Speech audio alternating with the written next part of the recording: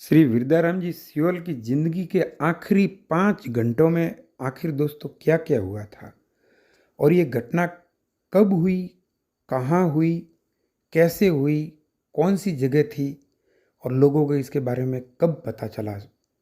तो दोस्तों उस दिन यानी जिस दिन श्री विरदाराम जी सियोल का मकान फ्रीज किया था, उनकी एक दो गाड़ियाँ और मकान, ये जो नया बंगला था वो फ्रीज किया था, उसी दिन ये वहाँ से फिर ये कार्रवाई संपन्न होने के बाद में उसके बीच में दोस्तों एक और बात याद आ गई कि जब ये कार्रवाई हो रही थी तो श्री वृद्धाराम जी सियोल की जीवन का एक उजला पक्ष सामने आया।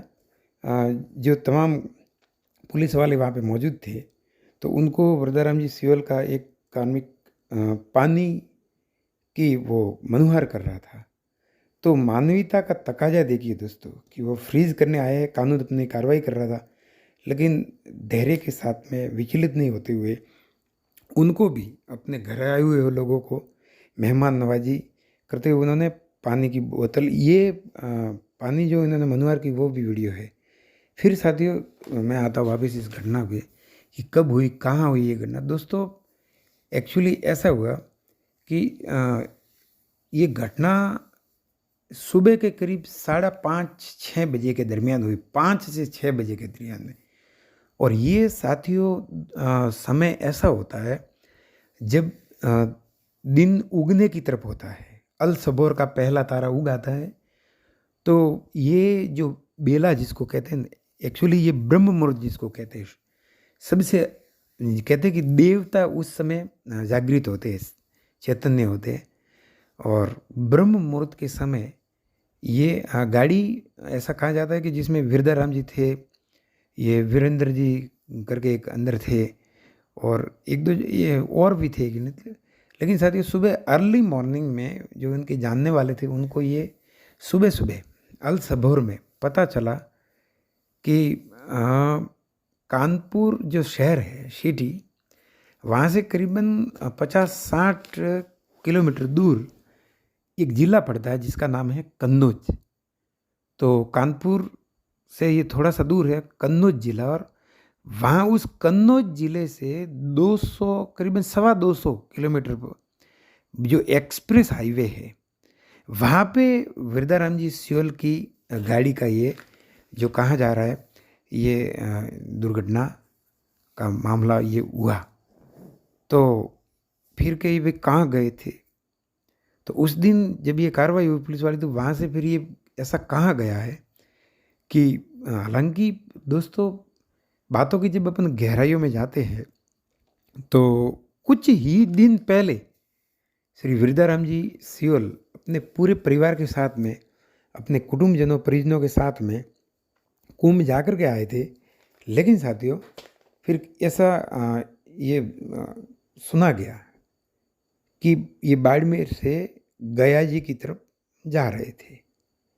तो सुबह की बात कर रहा हूँ, सुबह 5 से 6 बजे के दरमियान अल सबोर में जब हल्का सा मध्यम उजाला होता उस समय ब्रह्म मुहूर्त में ये घटना हुई। और उनके जो दो जने थे वो तो दुर्घटनाग्रस्त होने के बाद में उनको चोटें लगी, लेकिन श्री वृद्धाराम जी सियोल हम सबको छोड़ करके इस फानी दुनिया से विदा हो गए।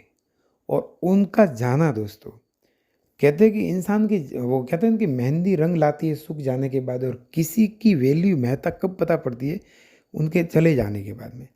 तो दुनिया में जो वृद्धाराम जी सियोल के प्रति एक भावनाओं का ऐसा सैलाब आया, आंसू चारों तरफ, जिसने भी सुना, जो जानते भी नहीं दोस्तों, न सिर्फ राजस्थान में, ऐसा नहीं कि सिर्फ बाड़मेर ज़िले में या सिर्फ राजस्थान में, बल्कि पूरे भारत भर में, यहाँ तक कि एनआरआई जो उनके जानने वाले थे और यहाँ तक कि जो नहीं जानते थे, तो भी सोशल मीडिया के सभी प्लेटफॉर्मों पे, इंस्टाग्राम, व्हाट्सएप, फेसबुक, एक्स, हर जगह वृद्धाराम जी पिछले उस दिन से लगाकर आज तक वृद्धाराम जी सियोल की ही वीडियो सबसे ज़्यादा चल रही है। और उनको देखा लोगों ने, और बड़ी उम्र के बुजुर्ग, माता बहनों, युवा साथियों, सबकी आंखों में आंसू थे।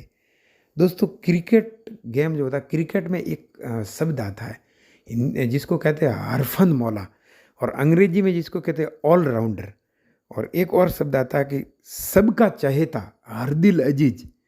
तो ये शब्द विरदाराम जी सियोल जी के ऊपर बिल्कुल ही शूट आप कह सकते हैं। उनकी जो अंतिम यात्रा थी उनमें हजारों की भीड़ का आना और आंसुओं का बरबस ये जो बहना, और दोस्तों जो जानने वाले थे, चलो वो तो अपन मान लेते कि जानने वाले थे और उनको दुख, जो जानते नहीं उन वो भी विरदाराम जी सियोल सर के लिए बहुत ज़्यादा रो रहे थे। अब कुछ लोग उनको कह रहे कि ये हिस्ट्री सीटर, और देखिए साथियों, हर इंसान के जीवन के दो पहलू होते हैं। तो आज जबकि वो संसार में भी है भी नहीं, तो उनके जीवन के जो वाइट यानी कि सफ़ेद उजले पक्ष है, उन पक्षों के बारे में अगर अपन चर्चा करें, उनकी यादें, आखिर लोगों के दिलों में वो इतना क्यों समा गए, और उनके जीवन से ये तो ज़रूर लोगों ने महसूस किया कि जिए तो बहुत ही जिंदा दिली के साथ में, और गए तो इतनी खामोशी के साथ में। कहते हैं कि एक शख्स सारे सारे राज्य को वीरान कर गया, सारे माहौल को, सारी फिजाओं को वीरान कर गया। बिछड़ा कुछ इस अदा से कि रुत ही बदल गई, और एक शख्स सारे के सारे माहौल फिजा को वीरान कर गया। उदासियों की ऐसी छाया। अब इनके छोटे छोटे दो बच्चे, एक बेटी और इनके बुजुर्ग माता पिताजी, इनके छोटा बेटा है जो अभिजीत का वीडियो जब देख रहे हैं, अपन देखते हैं तो दोस्तों आंखें छलछला उठती है। अभी भी जबकि मैं ये बोल रहा हूँ मैं भावुक हो गया हूँ। उनकी यादें इतनी सघनता से, साथियों एक वो लाइनें मुझे याद आ गई कि वो जाने वाले हो सके तो लौट के आना।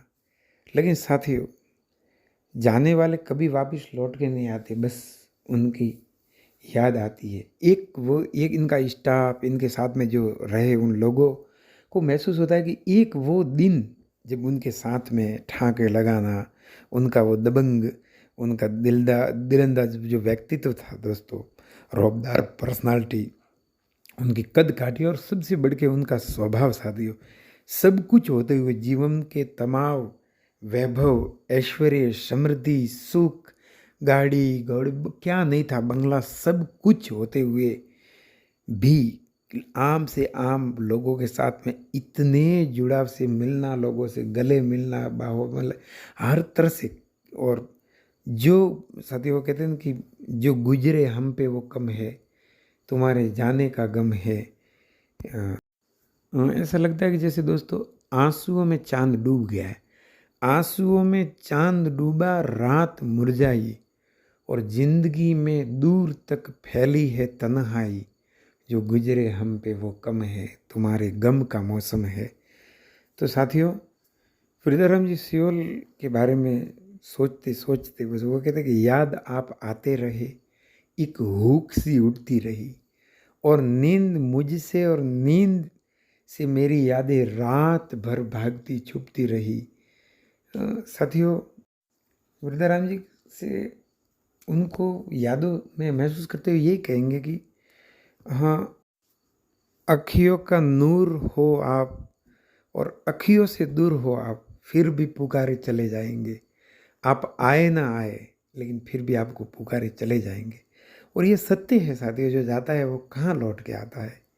फिर तो बस उनकी यादें मन में अटके लिया करती है, उनके साथ में बीते हुए पल, वो घड़ी दो घड़ी जहाँ बैठे, जिस होटल में, जिस ऑफिस में, जिन जगहों पर, तो जिन मित्रों के साथ में उनका जीवन गुजरा है, उनको क्या वो कितने याद आते होंगे।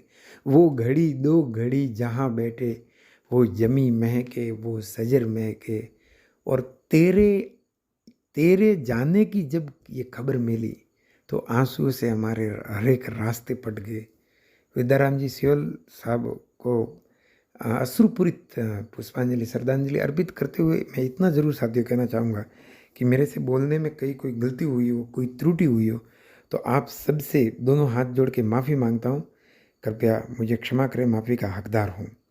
और साथियों, आप जब ये वीडियो देख रहे हो, सुन रहे हो, तो वरदाराम जी सियोल के लिए कमेंट बॉक्स में सत सत नमन, सादर नमन, या जो भी आपके मन में, क्या आपके मन में आता है इस घटना के बारे में, कैसे हुई, कभी आपके मन में कोई क्या सवाल है, तो ज़रूर कुछ बातें शेयर कीजिए अपने मन के भावनाओं को।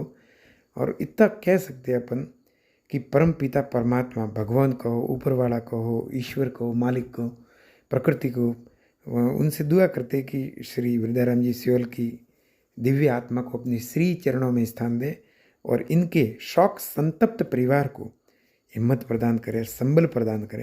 हालांकि साथियों, पुनः मैं कहूँगा कि कहना सरल है, लेकिन ये दुख जो है, ये दुख कहते हैं कि आखिरी सांसों तक भूल नहीं पाएंगे। जिनके होने से जीवन महकता था, अब वो रहे ही नहीं, तो उस दुख का तो साथियों कोई पारावार नहीं है।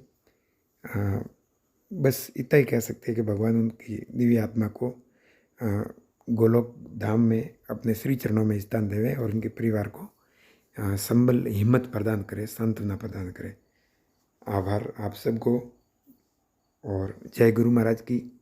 बस दुआ करते हैं साथियों, नित्य रोज़ अपन निकलते हैं व्हीकलों में, रोज़ इंसान को, आदमी के जीवन में कितने मतलब आदमी का जीवन कितना संघर्षमय होता है, कितने कष्ट, सब कुछ होता है।